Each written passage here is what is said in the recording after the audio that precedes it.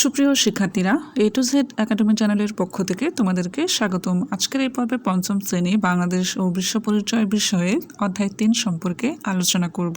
এই অধ্যায়টিতে বাংলাদেশের ক্ষুদ্র নৃগোষ্ঠীর সম্পর্কে পরিচয় দেওয়া হয়েছে। প্রথমে হচ্ছে গারো।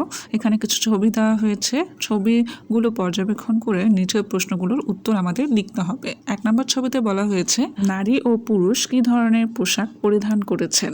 এখানে নারী হচ্ছে দগবান্দা ও দগশাড়ি পরেছেন, এগুলো হচ্ছে তাদের ঐতিহ্যবাহী পোশাক। আর পুরুষরা পরেছেন শার্ট, গেঞ্জি, লুঙ্গি আর ধুতি। এরপর 2 নম্বর ছবিতে বলা হয়েছে কিসের ছবি এবং তারা কি করছেন। এটি হচ্ছে গারোদের একটি সাংস্কৃতিক উৎসব বা নাচের ছবি।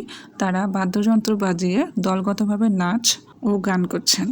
তো নিচে ওদের বর্ণনাগুলো আরও বিস্তারিতভাবে বলা হয়েছে, তো চলো আমরা পড়ে নিই।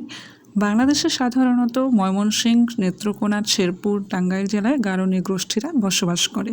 তাদের একটা বিশেষ ঘর আছে, নাম হচ্ছে নখমান্দি। গারোদের নিজস্ব ভাষার নাম আচিক বা গারো ভাষা। গারো সমাজ সাধারণত মাতৃতান্ত্রিক। সমাজের সন্তানদের বংশ পরিচয় ও উত্তরাধিকার মায়ের গোত্রের দিক থেকেই হয়।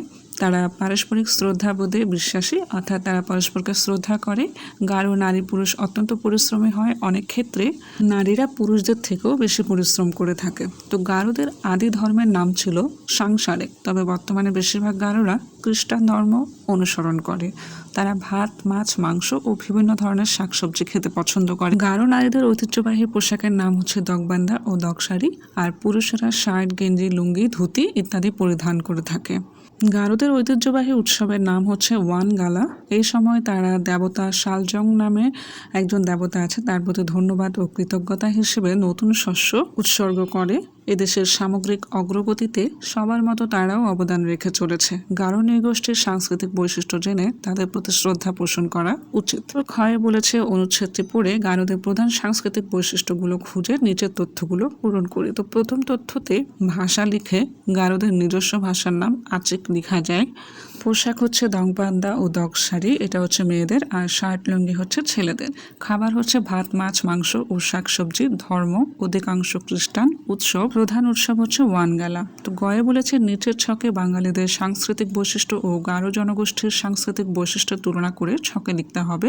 তো ফার্স্টে ভাষার দিক থেকে তুলনা করলে দেখা যায় বাঙালির ভাষা হচ্ছে বাংলা আর গারোদের ভাষা হচ্ছে আচিক। পোশাকের দিক থেকে বাঙালিরা পরে শাড়ি পাঞ্জাবি, গারোরা পরে দগবান্দা দগশাড়ি। খাবার হচ্ছে ভাত, মাছ, ডাল, নানা রকম শাকসবজি। আর গারোদের খাবার হচ্ছে ভাত, মাছ, শাকসবজি।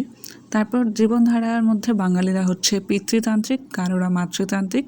বাঙালিদের প্রধান উৎসব বৈশাখ, ঈদ, পূজা। আর গারোদের প্রধান উৎসব হচ্ছে ওয়ান গালা। এরপর ঘয়ে বলেছে ক্ষুদ্র নৃগোষ্ঠী বা বাঙালিদের প্রতি আমরা যেভাবে শ্রদ্ধা পোষণ করব সেই সম্পর্কে 2টা বাক্য লিখতে হবে। 1, আমরা ক্ষুদ্র নৃগোষ্ঠীর বৈচিত্র্যময় জীবনধারা ও সংস্কৃতির প্রতি সম্মান জানাবো। 2, তাদের নিজস্ব ভাষা ও উৎসব পালনের অধিকারকে শ্রদ্ধা করব। এই ছিল আজকের পর্ব। পরবর্তী ভিডিওগুলো পেতে আমার চ্যানেলটি সাবস্ক্রাইব করুন। ধন্যবাদ।